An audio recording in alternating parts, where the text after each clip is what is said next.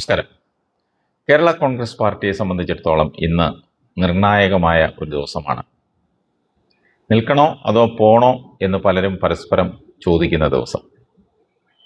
കൂട്ടത്തോൽവിയുടെ ഉത്തരവാദിത്വം റോഷി അഗസ്റ്റിൻ്റെ തലയിൽ വെച്ച് കെട്ടി തടിയൂരാനാണ് താക്കോൽക്കാരൻ്റെയും കൂട്ടാളികളുടെയും നീക്കം. എന്നാൽ പാർട്ടിക്കുള്ളിലെ ചർച്ചകൾ മറ്റു പാർട്ടികളിലേക്ക് ചോർത്തിക്കൊടുത്ത ചാരനെ പാർട്ടിയിൽ നിന്നും പുറത്താക്കണമെന്നാണ് മറ്റൊരു വിഭാഗത്തിൻ്റെ ആവശ്യം.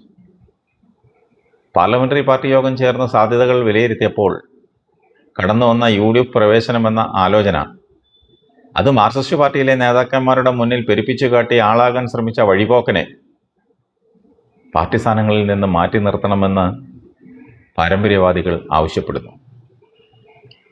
ഇടതുമുന്നണിയിൽ നിന്നാൽ അടുത്ത തവണ തോക്കും, അതുകൊണ്ട് UDFിലേക്ക് ചേക്കാറാമെന്ന ആശയം കൊണ്ടുവന്നത് താക്കോൽക്കാരനും ചങ്ങനാശ്ശേരിക്കാരനുമാണ്. മുൻപ് തോമസ് ചാഴിക്കാടനെ പാലായിൽ പൊതുസമ്മേളനത്തിൽ വെച്ച് പിണറായി വിജയൻ അപമാനിച്ചുവെന്ന് പറഞ്ഞ സമയത്ത് ഇട്ടെറിഞ്ഞു പോരാൻ കഴിയാത്തവരാണ് തെരഞ്ഞെടുപ്പ് എടുത്തപ്പോൾ മുന്നണി വിടാൻ ആലോചിച്ചത്. 2021 പാലാ തെരഞ്ഞെടുപ്പിൽ ജോസ് കെ മാണിയെ കാലുവാരിയ മാർക്സിസ്റ്റ് പാർട്ടിയെ അന്നേ ഒരു സൂക്ഷ്മതയോടുകൂടി തന്നെ കാണേണ്ടതായിരുന്നു.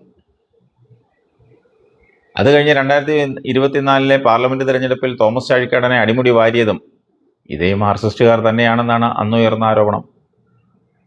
അതിന് നേതൃത്വം കൊടുത്തത് വാസവനാണെന്നാണ് പറയപ്പെട്ടത്. ആ യാഥാർത്ഥ്യം നാട്ടിലെല്ലാവർക്കും അറിയാം. പക്ഷേ കേരള കോൺഗ്രസ് നേതാക്കന്മാർക്ക് ഇനി മനസ്സിലായിട്ടില്ല. അങ്ങനെ വീണുകിട്ടിയ അവസരങ്ങളൊന്നും ഉപയോഗിക്കാതെ വിജയം മാത്രം മുൻനിർത്തി മുന്നണി മാറണമെന്ന് പറഞ്ഞപ്പോൾ അത് ശരിയല്ലെന്ന നിലപാട് സ്വീകരിച്ചവരുടെ നിലപാടാണ് ശരിയെന്ന് ചിലർക്കെങ്കിലും ഇതുവരെ മനസ്സിലായിട്ടില്ല. കോട്ടയത്തെ CPMകാർ പരിഹസിക്കുന്നതും അതാണ്.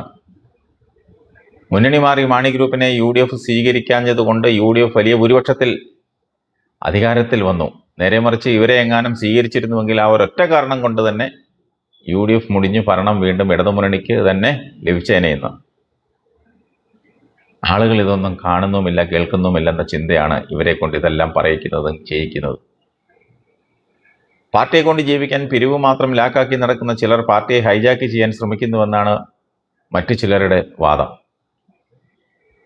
പലവട്ടം പാർട്ടി വിട്ടു പോയി തിരിച്ചു വന്ന് പാർട്ടിയുടെ നേതൃസ്ഥാനത്ത് നിൽക്കുന്ന ഇവർക്കൊന്നും പാർട്ടിയോടൊരു കൂറുമില്ല. കഴിഞ്ഞ 5 വർഷം ഈ പാർട്ടിയെ കൊണ്ട് പ്രവർത്തകർക്കും നേതാക്കന്മാർക്കും എന്ത് ഗുണമുണ്ടായി എന്ന് ആത്മശോധന ചെയ്യണം. വർഷത്തിൽ ഈ 2 പിരിവ് വെച്ച് 10 പിരിവ് നടന്നതല്ലാതെ പാർട്ടിക്കാർക്ക് ആർക്കും ഗുണമുള്ള ഒരു കാര്യവും നടന്നിട്ടില്ല. റാന്നി വഴിപോക്കനും താക്കോൽക്കാരനും ഉൾപ്പെടെ ഏതാനും ചിലർക്ക് മാത്രം പ്രയോജനപ്പെട്ടു. ജോസ് കെ മാണി മനസ്സിലാക്കേണ്ട ഒരു കാര്യമുണ്ട്. ഈ കാണുന്ന ജനമൊന്നും നിങ്ങളുടെ കൂടെ നിൽക്കുന്നത് നിങ്ങളുടെ മഹത്വം കണ്ടിട്ടല്ല, അത് നിങ്ങൾ തെളിയിക്കേണ്ടിയിരിക്കുന്നു. ഇത് KM മാണിയോടുള്ള കൂറും സ്നേഹവും കൊണ്ട് നിൽക്കുന്നവരാണ്. റോഷിയും ജയരാജും ചാഴിക്കാടനും നിങ്ങളുടെ കൂടെ നിന്നത് അങ്ങനെ തന്നെയാണ്. അവരെ വിശ്വാസത്തിലെടുക്കാതെയുള്ള നിങ്ങളുടെ പ്രവർത്തനമാണ് ഈ പ്രശ്നങ്ങൾക്കെല്ലാം കാരണം. റാന്നി വഴിപോക്കനും താക്കോൽക്കാരനും ജീവിക്കാൻ പണപ്പിരിവ് നടത്താൻ വേണ്ടിയല്ല പാർട്ടി. അത് മനസ്സിലാക്കാതെ മുന്നോട്ട് പോകുന്നത് അപകടമാണ്. കഴിഞ്ഞ തെരഞ്ഞെടുപ്പിന് മുൻപ് അമേരിക്കയിലുള്ള റാന്നിക്കാർക്ക് മെസ്സേജ് അയച്ചത് ഇതൊക്കെ മുൻകൂട്ടി കണ്ടുകൊണ്ടാണ്. ഖത്തറിലുള്ള ഒരാളുടെ പേരിൽ ഇലക്ഷൻ സംഭാവന അയച്ചു കൊടുക്കാനാണ് മെസ്സേജ്.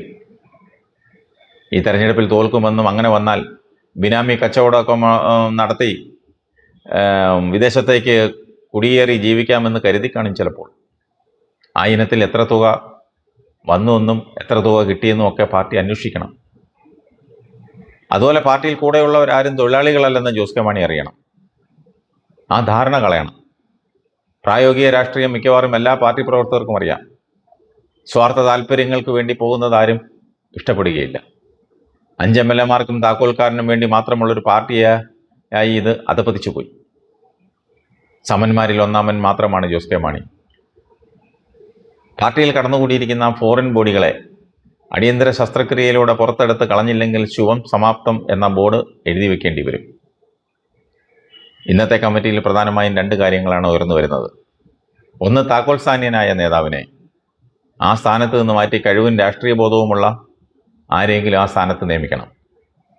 2, പാർട്ടിയുടെ ആഭ്യന്തര കാര്യങ്ങൾ മറ്റു പാർട്ടികൾക്ക് ചോർത്തിക്കൊടുത്ത ചാരനെതിരെ നടപടി സ്വീകരിക്കണം. പിന്നെ താക്കോൽക്കാരൻ്റെ ഉന്നം മറ്റൊന്നാണ്. റോഷിയും ജയരാജും ചാഴിക്കാടനും വാതുറന്നൊന്നും സംസാരിക്കുകയില്ല. അപ്പോൾ പാർട്ടിയെ മുഴുവൻ കയ്യിലൊതുക്കാമെന്നാണ് ഇയാളുടെ ചിന്ത. അതിനുവേണ്ടി റോഷിയെയും പാർട്ടി ചെയർമാനെയും പരസ്പരം പിണക്കി അയാൾക്ക് അനഭിമതരായവരെ പുറത്താക്കുവാനുള്ള സാഹചര്യം ഒരുക്കുന്ന തിരക്കിലാണിപ്പോൾ. ഉൾപാർട്ടി ജനാധിപത്യം അനുവദിച്ചാൽ ഇന്ന് പാർട്ടിക്കുള്ളിൽ ശക്തമായ വാദഗതികളുണ്ടാകും. ചെയർമാനെ കൊച്ചാക്കണ്ടല്ലോ എന്ന് കരുതിയാണ് പലരും വാ തുറന്ന് വർത്തമാനം പറയാതിരിക്കുന്നത്. എന്നാൽ അതിൻ്റെ എല്ലാ പരിധിയും വിട്ടുവെന്നാണ് ഒരു കൂട്ടരുടെ വാദം. ഒരു വലിയ ജനവിഭാഗം വിമർശിക്കുവാനും കളിയാക്കുവാനും കണ്ണും കാതും തുറന്നു വെച്ച് നിൽപ്പുണ്ടെന്ന ചിന്ത ഈ കേരള കോൺഗ്രസിലെ ഒരു നേതാവിനും ഇല്ലാതെ പോയി. നാണം കിട്ടും പണം നേടിയാൽ ആ പണം നാണക്കേട് മാറ്റിക്കൊള്ളുമെന്ന് ചിന്തിക്കുന്ന ഒരു താക്കോൽക്കാരനും അയാളുടെ അനുചരന്മാരുമാണ് കുളിപ്പിച്ച് കൊച്ചില്ലാതാക്കിയത്, ഈ പാർട്ടിയെ ഈ പരുവത്തിലെത്തിച്ചത്. ഇതിൻ്റെ എല്ലാം മുഖ്യ കാരണക്കാരായ റോഷിയും ജയരാജും ചാഴിക്കാടനും ഇപ്പോഴുള്ള സ്ഥാനമാനങ്ങൾ രാജിവെച്ച് കീഴ്ഘടകത്തിൽ പ്രവർത്തിക്കുവാൻ തയ്യാറാകണം. എങ്കിലേ ഈ പാർട്ടി രക്ഷപ്പെടും.